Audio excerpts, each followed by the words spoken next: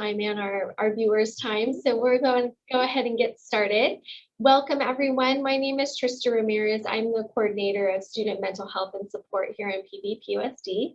And we are a partner district with South Bay Families Connected, which is an invaluable resource for our parent community to be able to have access to all types of resources and information on pretty much almost anything you can think of that could be impacting your child, and just a lot of curated resources and information for you to be able to access on anything, videos, articles, blogs from other parents. And as part of that partnership, we have the opportunity to bring in some guest speakers for our parent education program. So this is our spring series, and we are focused on brain science, which I think is just a fascinating topic. And we have Kelly Hendrickson here from South Bay Families Connected, who is going to be talking to us about brain science and your child and how that impacts you and your parenting. So I'm going to turn it over to Kelly in just a minute, but just a few housekeeping items. We do have some question and answers box available. So if you folks have a question, you're welcome to go ahead and put those questions in the box. And at the end of the presentation, Kelly will be answering any questions that we might have. So there is a raised hand feature, but we don't actually use that in our webinars. So please just put any questions you have in the Q&A, and we will get to those at the end of the presentation. So at this time, I'm going to turn it over to Kelly and have her introduce herself and go ahead and start the presentation. So thank you, Kelly. Welcome. We're so happy to have you here. Thank you. Thank you so much for having me. Hi, my name is Kelly Hendrickson, and I am a registered nurse practitioner, and I am here on behalf of South Bay Families Connected to just enhance and provide a parent education series that takes my professional experience and my life work educating parents and families and using the science and the data that I have accumulated and really lending itself to our community, really lending itself to how do we strengthen our relationships in our schools, with our parents, with our teachers. So I'm really excited to present to you much of my evidence-based research findings. And hopefully what I have done as an educator is simplify a lot of scientific data, a lot of qualitative and quantitative trials and experimentation so that it's simple and it's user-friendly and it's something that you can apply at home. So with that being said, I'm going to go ahead and screen share and start my presentation.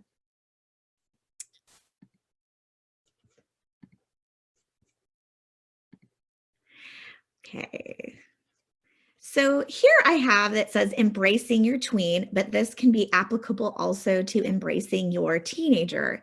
So something that we have a lot of data on in the healthcare setting, in education, is that we know that the earlier that we are able to start with a foundation of communication tools with our children, the earlier we start with difficult subjects such as substance abuse or mental health issues, we know that we can correlate that with greater outcomes later on.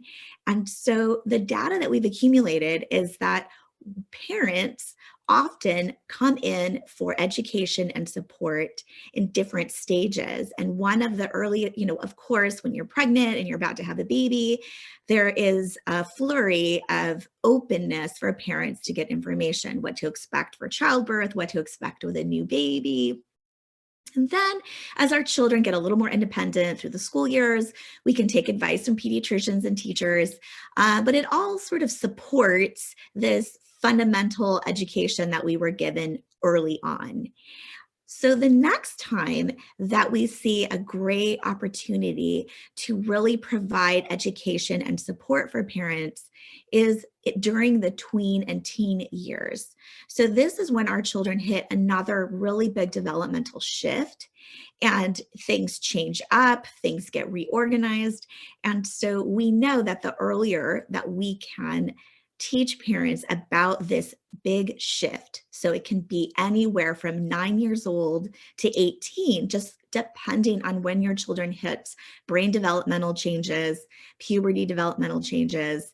It really does support good communication tools, and it allows for greater, more healthy outcomes as your child enters early adulthood. So with that being said, and being an advocate, I am also a parent. I have 3 boys, 18, 15, and 12, that are in the Redondo Union School District. So I'm right there in the trenches with you. So not only am I professionally motivated to get this education out, I'm also personally affected by this. And I am in your parent community, and I also am struggling with the same things that you are with social media and technology. And so we're all sharing the same stressors to parenting. So let's look at parenting a little bit. Now that we know that the better and more informed we are as parents, it leads to greater communication, which leads to better outcomes as our children enter early adulthood. Okay. So what is modern parenting? I think that that is really overwhelmingly what is confusing, and what am I trying to do?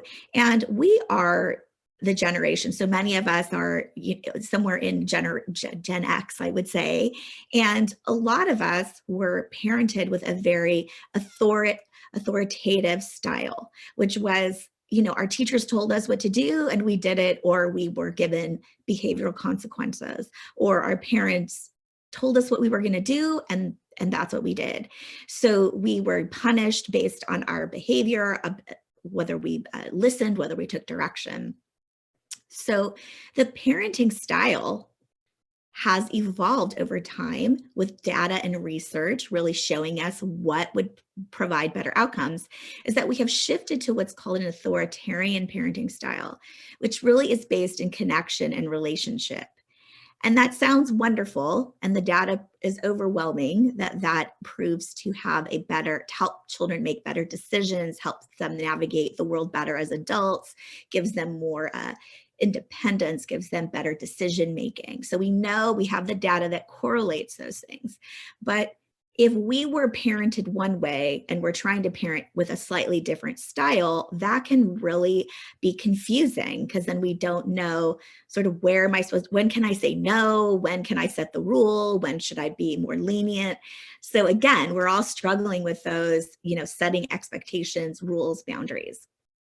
So here, I'm just here to normalize that is confusing, because we're in a shift.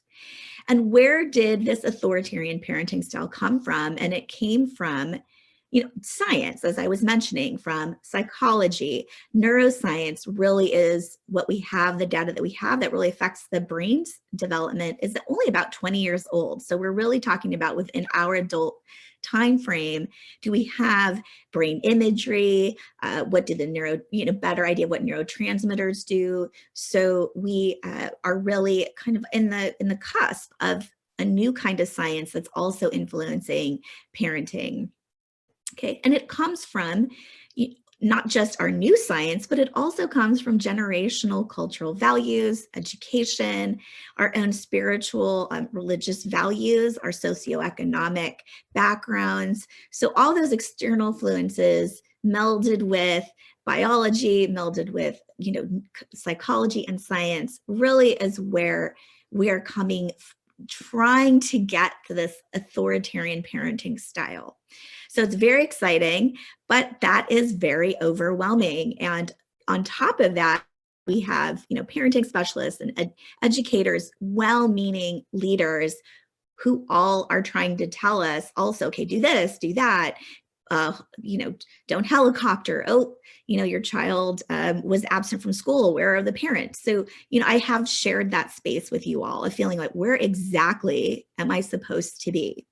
And early, a couple years ago, 6 years ago, this was me. Just my head was about to explode. My 8th grade, my now senior in high school was an 8th grader. And I felt so just overwhelmed. What is happening that I have put my whole heart and soul into my boys, and it seems like I don't have a handle on it, or it seems much harder than my parents had it. So what I did, as any educator in the health sciences does as we go and we look for answers and we look to provide ourselves with data and science and how can I understand this better?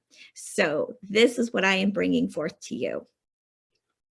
The first thing that I did was looking at how do we even start with parenting? So first, we understand the difference between authoritative and authoritarian parenting styles. And then we look at how do we then, if we know that the science suggests that better outcomes come from creating connections, then how do we do that? How is that? What is the formula? What is the base for that? And I know often when I have patients in my office and I'm providing counsel and we're trying to deal with whatever it is, an ear infection, or is helping the parents like understand the landscape of your child, like what's going on inside of them, right? What is their developmental stage?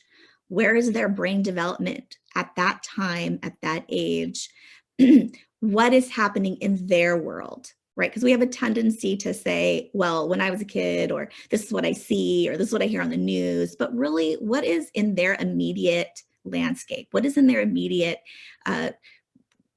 world, school, soccer, whatever it is. So we just really take a moment to take our own personal lens off for a moment and just look at objectively what is happening to their bodies, what's happening to their brains, what's happening to their world, then it kind of provides some clarity. The next thing that is really imperative to building those connections is really doing a look inside of ourselves. So oftentimes, without really knowing, or without really being aware, we don't realize that we have our own value systems, our own biases, our own personal, something that traumatic that happened during our own childhood that can really affect how we deliver messages and how we educate our children. And so sometimes I'm going to show you some little exercises that really help us understand better that, like, without even knowing, you had some kind of energy or bias that when you were trying to talk to your child about a particular subject was really loaded with your own story. Okay. And then what we'll probably get to next week, but the third part is a communication tool, something that's very simple that we can lean into each time, something that we can evaluate ourselves to say, like, you know what, last time when I was talking to my child, I really probably forgot to listen, or, I didn't ask those open-ended questions. So we will really practice and break apart a very simple tool that we can use in lots of different settings with a lot of different topics. I gave this presentation a couple of months ago, and I had an attorney say to me, you know what, that communication tool would be applicable with my clients. So this communication tool I'm very excited about, because actually in healthcare, we have a lot of data to support this formula of really listening, open-ended questions, and validating feelings yields a lot of really good outcomes when we're trying to get patients to adhere to different protocols or care plans. So, and it works really lovely as well with parenting.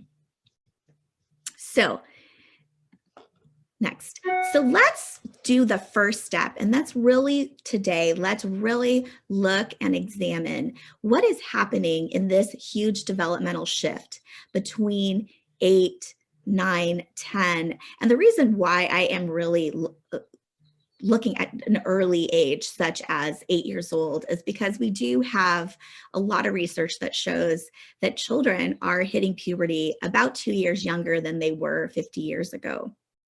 So that is really, wow, just that simple piece of information can really shift our parenting. Because when we're looking at our 8 or 9-year-old and we're like, wow, they seem a little off, or they seem, something is going on, I can't quite put my finger on it. Sometimes that little bit of information I know when I'm giving with my patients really helps reset the landscape and the expectations that we have for our children. Okay. So let's look at the limbic system.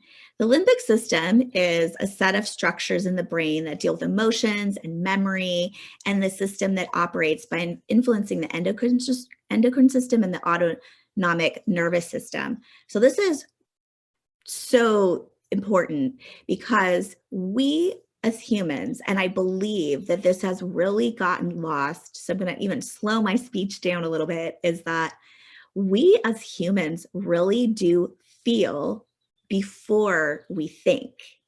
And I really am starting to see that everywhere, that we are definitely a culture that values that ability to problem solve, to evaluate, to, it doesn't matter what we're feeling, we just need to accomplish the goal. We need to get through this test.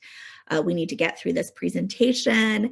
So we really are a society that values that ability to use our executive functioning, our thinking to get us to resolution, when really as humans, we are feelers. So our limbic system is going to be activated before we actually get to that judgment part or that more critical thinking part of our brains. This is huge as I go forward talking more about the brain with our children between 8 and about 15 or 16 years old. This is going to make a lot of sense for you, especially if you are in the trenches with those age groups. So the amygdala is responsible for the perception of emotions such as fear, anger, and sadness. It stores memories of events and emotions. So the amygdala is some people call it the more primitive part of the brain. I think that this is integral to our survival as a human species. This lets us know danger, danger, danger, or, do I need to worry about this? This allows us to then access the more sophisticated part of our brain to then help us resolve that feeling. So that's really, really important to understand that the amygdala really gets activated for all humans first. Then we go to more executive functioning and the more judgment and reasoning parts of our brain. So the hippocampus, which is also part of the limbic system, is the region of the brain and part of the limbic system that regulates motivation, emotion, learning, and memory. Okay, so I've just really wanted to break that down because the limbic system, again, is the part of us as humans that receives outside stimuli. So we take in imagery, we take in what we touch, take in what we taste, we take in our environment. That then we take that in through our eyes, our nose, our ears, our hands. That really activates the amygdala and the hippocampus first. So this is really key, is that the limbic system develops before the prefrontal cortex. So this explains so much of what we see in our teens. And I know working with families over the last 2 decades that, wow, the moment you can educate a parent, community, or caregivers, this is what normal actually looks like. Wow, the clarity and the calmness that can happen for a parent or caregiver is huge, because then we know, okay, this is normal. So then I'm going to look at my resources to help support this person or this child with more reasonable expectations. Okay. All right, so the prefrontal cortex, as I was talking about, that develops later. That's, what we call the front part of the brain, and that's the right and left lobe. So prefrontal cortex hemispheres is responsible for planning, complex cognitive behaviors. It's decision making, executive functioning, prioritizing, organizing, and then there are neurons that are electrically excitable cells in the nervous system that function to process and transmit information. So it's basically like you have these little, I call them like electrical cords, and they run from the limbic system to the prefrontal cortex, they run back. And when our children are growing, they have all these little neurons that are running around, and they definitely, the ones that we don't use as often, sort of prune away. And the ones that we really are going to cement, that are really going to become part of our brain makeup, then you look at the myelination. And that is sort of, if you took like a wire and you decide, okay, I definitely want this connection to be made in these parts of my brain, it almost sort of becomes like the plastic coating or that coating around the wire. And it really says, okay, this is going to be a more permanent connection. So as our children move through the tween stage, they're really, and the teenage years, they are myelinating a lot of neurons, a lot of what I know to be true, or behaviors that are proved to be successful, things that we aren't going to use as much. That's why they say learning a language when you're younger, because you have all of these possibilities, these neurons that are not quite myelinated and cemented yet. You have an extra amount. And as the brain knows, okay, we're going to use this one over and over and over again, those become more myelinated. And then the other ones, are not, they don't become part of our brain makeup as much. Now, the whole purpose isn't so that we become less efficient learners, but really, as our amazing human bodies are built, is that they help the brain work more efficiently. So that is a really key piece to brain development, is that all of it is meant to be working more efficiently. Okay.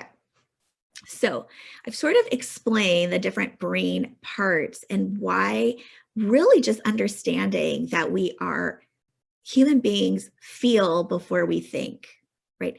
And knowing that, okay, if the amygdala then matures, which it does, develops faster than the prefrontal cortex. So that means that when your children hit 8, 9, or 10, 11, maybe 12 or 13, that the amygdala is really going to start to be much more of an active responder, and it isn't going to quite connect with that prefrontal cortex. So prime example is impulsive behavior, right? Something feels good to my body, something feels good, it provides excitement. So it isn't quite going to jump right into the prefrontal cortex in order to decide, if I jump off that building, is that safe? Could I break a bone? Could I break my neck, right? It's the amygdala is extremely fired up by the excitement, that emotional excitement, the emotional thrill, and it isn't going to quite go right into the prefrontal cortex because it's not efficient yet. It's still developing to really create the decision making around that experience. So, and many a neuroscience friend that I have will say to me, Kelly, the joke inside of neuroscience is keep your children alive until they're 25, because it truly isn't until our children hit about 25 years old that prefrontal cortex is really well developed and really well organized and in line with the amygdala. So it really does, it's a partnership, and it's a beautiful partnership. And I will talk more about how we see stress and anxiety, really that level rising with our young children. And we want to understand, why is that? Why is the amygdala becoming so hypersensitive, almost like it's on all the time? And this is part of that, is that, the prefrontal cortex, all of the things that our brain would use to calm the amygdala, they're still developing. Our children haven't quite been able to find those ways yet. And so as a parent community and as schools, I can definitely say that we are really trying to come together to learn more about that amygdala, to learn more about those tools that we can share with our children in the classroom and at home as a complement, to really calm that amygdala so that the prefrontal cortex, so that our executive functioning, so that our decision making has more time and space to really help provide better decision making. So that's what we're doing as a parent community, is that what I can say in the schools is they have this data, they have this information, and they're trying to make that happen in the classroom for the most part. And so we want to complement that in our homes. It's like, how can we then give our children tools? How can we communicate with them so that we are helping that amygdala while it matures before and will always respond to stimuli before? The prefrontal cortex has that ability, that more mature ability to respond timely, to help shape those decisions. Okay, so now in addition to just the brain developing, in those preteen years, as I said, that our children are hitting puberty just a little bit earlier, then you're going to have testosterone and estrogen hitting these receptor sites in the amygdala. So it's like the amygdala has all these little, okay, like open flower buds, so to speak, and that those hormones they're just open everywhere, and they're a lot more receptive to the testosterone and the estrogen that is required to move them through puberty. But it's almost like the brain for a small period of time is oversaturated, and they really are the brain is trying very hard to put it all together, but it is in a big period of growth. So let's look at that. Hormones. So we're all familiar with testosterone as that primary male sex hormone. It plays a key role in development of the male reproductive tissues as well as the secondary characteristics. And they really have just the amygdala is really sensitive during the transition through puberty to testosterone. So what looks normal for a preteen and teen boy, and I can say raising 3 of them myself, is that right for the survival of the species, right? Testosterone played a very important role in how the hunter went after and helped the species survive. Is that although our society has become so sophisticated and we aren't out hunting deer and those kinds of things, but remember that we're still very much biological. We're still very much human bodies that, for as much technology and as much sophistication and as much as we have learned and as much progress we have made, there are parts of our brain that maybe still function a lot similarly as they did 1,000 years ago. So just having this and putting this in perspective, I know this has really helped me.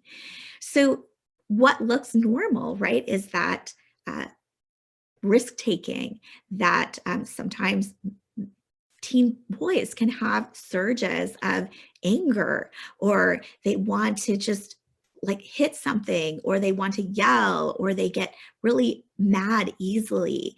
And you might want to say, what happened to my my sweet little boy that was just loved playing Legos. And now I have this person who just is very erratic and has maybe a hard time calming themselves down. So know that the amygdala has become more sensitive and it's being saturated by testosterone, and the levels have not regulated themselves. Okay. Same with estrogen. Estrogen is the primary female hormone responsible for the development and regulation of the female reproductive system. And it also has a direct effect on the amygdala. Now, both boys and girls have testosterone and estrogen. So I'm not at all trying to be gender stereotypical. What I'm just saying is that these hormones are crashing in on our children, and they are trying to regulate both of these levels in different amounts to help their bodies and brains work more efficiently. So really, I am just defining testosterone and estrogen in their relationship to the amygdala. so that as parents, we can have, okay, I did learn this, like this erratic behavior, more emotional behavior, easier to go to tears. Because not only can a boy go quick to anger, they can also go quick to tears. And that's also very normal. Same with girls. They can go quick to anger, they can go quick to emotions, they can withdraw. So it's very normal to see this erraticness, where one minute they want to be left alone, the next minute they want to be with us, one minute they want to hug, the next minute they're slamming doors. Yes, it's normal. It is normal because they themselves have not been able to connect their own behaviors with their prefrontal cortex to really soothe it or calm it down. They're just being sort of invaded, and they themselves sometimes don't realize that it's causing their own erratic behavior. Okay, so oxytocin, I like to put this one because it's one of these under discussed hormones that plays a role in social bonding, sexual reproduction, childbirth. And I put this hormone in because when we move to the tween and teen years, often that's when parents come to me and they start talking about, little romantic relationships or crushes that their children have, or boyfriends and girlfriends, or boyfriend, just, and what, we have a lot of our own personal and societal norms and values about that. But again, as somebody who works, understanding the human body, let's remember that we all have oxytocin because our bodies were built to have one sort of mechanism to attach to other human beings for reproduction. The human body is built for love and connection. So while we would like to neatly have it work out for us, it is going to be profound in our children's bodies. And so for some of them, they will have these, wanting to attach to other humans through friendships, romantic relationships, and it's all part of our biological development. And that I bring this to the attention because I think that we're all, as a society, again, really struggling with, sexuality. And, of course, we want to prevent teen pregnancies and STIs, but really we forget that as humans, we are built to attach. We are built to love. We are built to have relationships. And so we're going to put a healthy conversation around that. But we want to remember how very much human that experience is. Okay. So before I get to where we are on human development and psychology, I would like to provide these helpful reminders. I know that I remind myself, is that oftentimes when we think about human development and we think about physical development, brain development, we tend to want to think of development as a linear progression. So, right, we watch our children, they're babies, and then they learn to eat, and then they learn to sit up, and then they learn to crawl, and then they learn to walk. And so we think of children as being on a trajectory that is linear.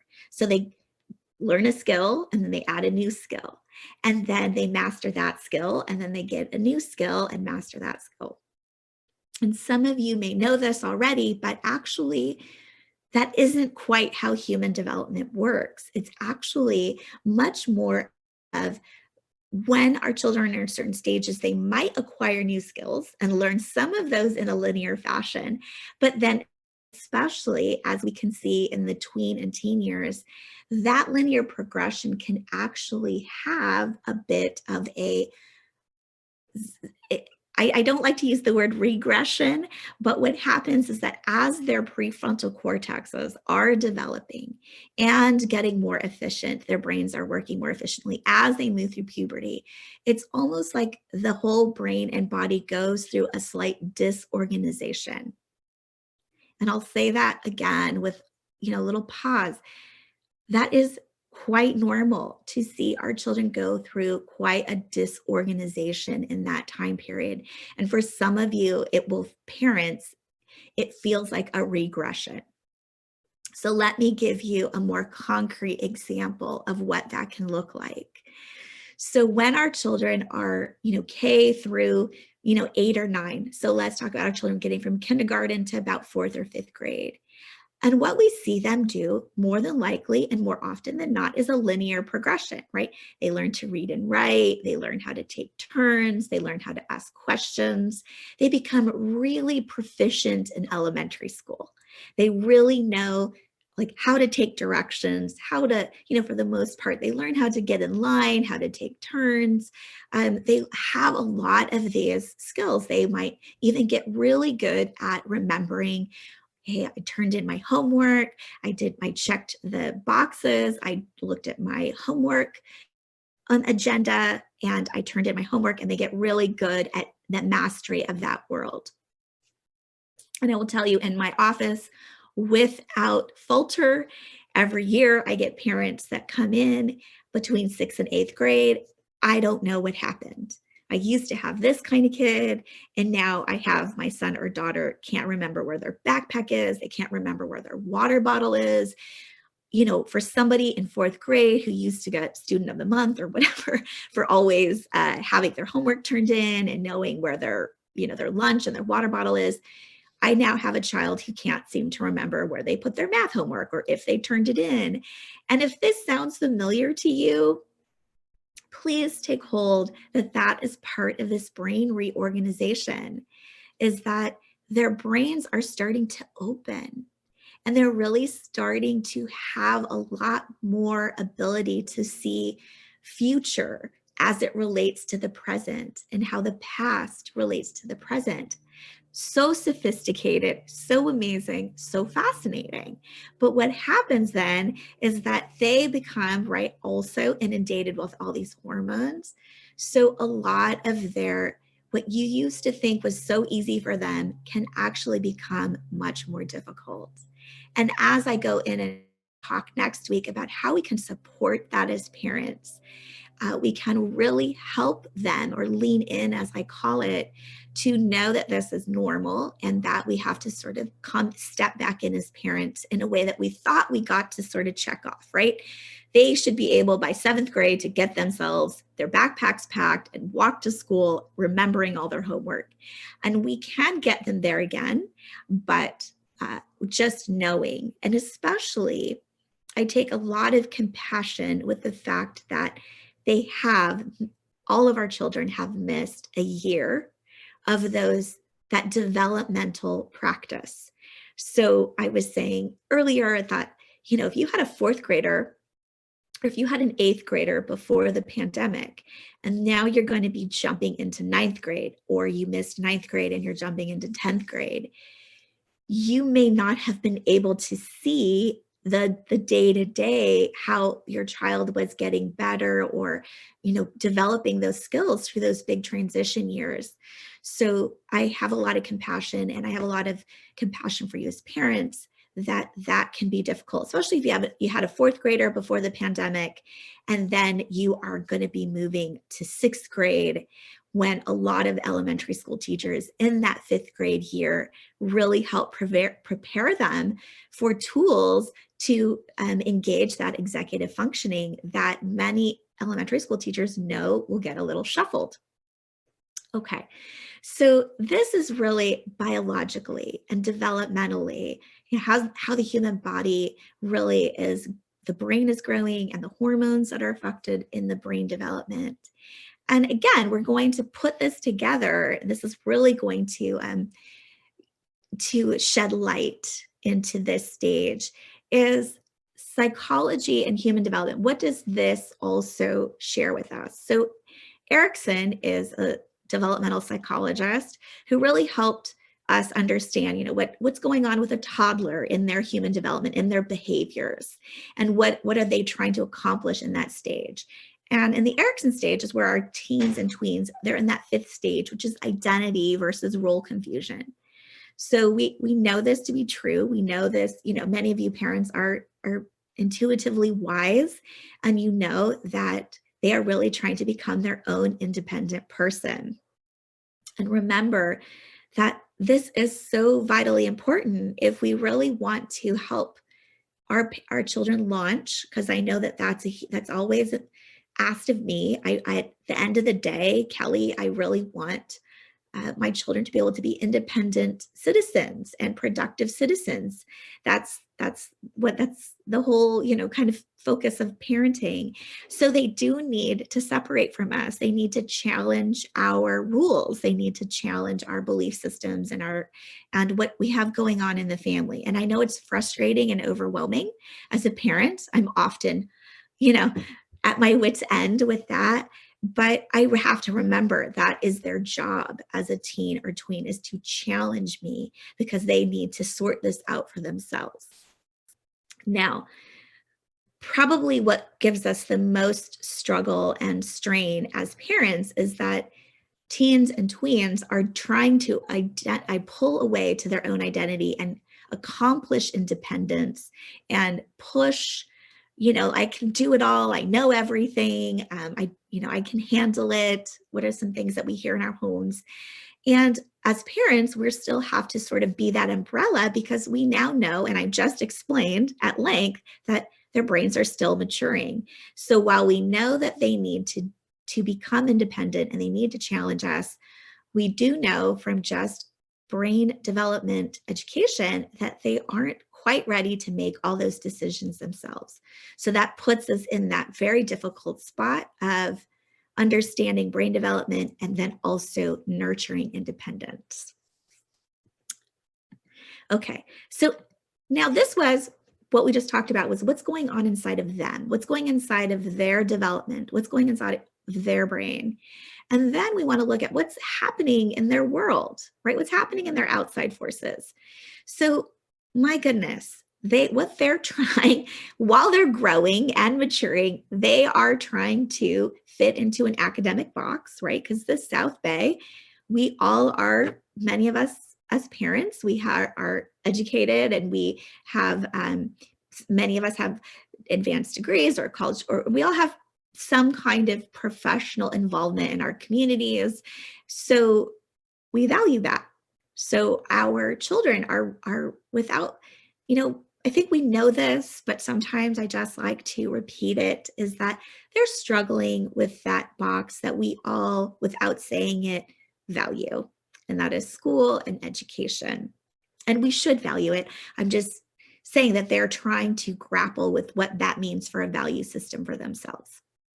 Okay, then as I was saying earlier, we have a society that really has what I call the left brain slant.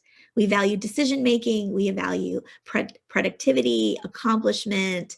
Did you win the game? These are just questions that we're asking our kids all the time. And so they know that what they feel about something, what they're trying to process, perhaps doesn't have as much value as how they got through it, or how did they accomplish that. And when your amygdala has developed before your prefrontal cortex, that's stressful. That can be stressful. Okay. We're trying to deal with technology and screen time. I mean, we're all grappling with that. That's something that a lot of our generation as parents, we didn't have that battle. And so we're all trying to work around the appropriate boundaries. We've all been at home, using technology, and that's what we use for leisure time. We're all struggling with that. Body image, sex, sexuality. I mean, we really are, we're using pronouns so that we can have other people identify our gender and correctly. We're all, like, I'm even learning every day with pronoun usage and body image issues and how our children are identifying themselves. And if I think we're just in this wonderful growth period, but with growth comes a lot of options, and it comes with a huge learning curve. And based on your own personal experiences and values, this can be a struggle. So they're just dealing with the classic peer pressure and social skills, and those are changing. Social norms are really changing. Okay, and then of course, which is always sort of in the back of our minds, or something that you might be grappling with, is substance abuse and experimentation. So again, they're wired to want to push boundaries and rules, and so they are dealing with a lot. And preset expectations, right? Whatever those look like. We live in a very competitive part of the country.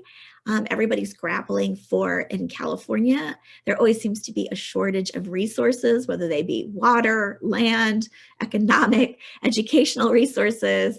So we're all trying to, get a little to benefit or maximize the little piece that we have, and make the most of what we have. But that can be really stressful for somebody who's in a very brain and body developmental stage. Okay, so I think that we have gone the course of, for today, and I really do spend a little extra time on just this brain development and human development, because what we will do, we'll give you a little preview of next week, is that we just kind of look at ourselves as parents. So now I've learned, okay, this is where my child, my student, where they're at. Then kind of, where am I at with all of this? How do I fit into this story? And then when we do that piece, we can really utilize and capitalize on an effective communication tool that really leads to connection and really helps us tackle a lot of those hard subjects. And so I look forward to next week, and I will turn it over to Trista if there's any questions. I appreciate that. Thank you so much, Kelly. And just to clarify for everybody, our next one is actually on April 28th. So it's 2 weeks from today, same time, same place. It's okay. I just didn't want to be like next week. So it's in 2 weeks, April 28th, same time. And we will be able to I'm excited about getting to have that, part about me as a parent and how I fit into this process. I always say I have 2 teenagers at home. I have one that's turning 13 quite shortly in a couple weeks, and then a 17-year-old who's on her way to try and making some college decisions. So it's a tough place to be. And I thought it was interesting, Kelly, the part you were talking about too, about those transitional times. And I think right now with our kids having, been learning from home and, maybe not having those social experiences that they would typically be having in school to kind of help move them along in these stages. I think that's an important thing for parents to remember. And I think, as a school district, we have some programs that we're working on to try and help kids in those transitional years, to help them get back on campus and help them adjust. And for our kids that are at home, some things that are available to support them as well. We actually are very lucky in this district. We have school-based therapy available for our students who are struggling with any kind of difficulties, for our kids that are at the intermediate school and our high schools. And then at our elementary schools, school psychologists that are available. So we don't have any questions in the chat, but we did this was an amazing webinar and they learned so much. So thank you. I as well love coming to things. I'm so interested in the development of the brain and how all of that impacts our ability to interact with our kids. So I'm looking forward to our next session and hearing what other tips you have for our parent community. So thank you again, Kelly, for your time. We really, really appreciate it. I'm so humbled and very honored to be here. So thank you so much for having me. No problem. And again, everybody, our next session, April 28th, for the wrap up for part 2 of our series, 9:30. So if you did not register for that session, when you register for this one, it was the same link and you can go ahead and go in and do that. And the presentations are both being recorded and will be posted later for parents to view at their convenience. So look forward to seeing you in a couple of weeks. Kelly, thank you so much again for your time this morning. It was excellent information for us. Have a great evening, a great day. All right. Thank you. Bye-bye.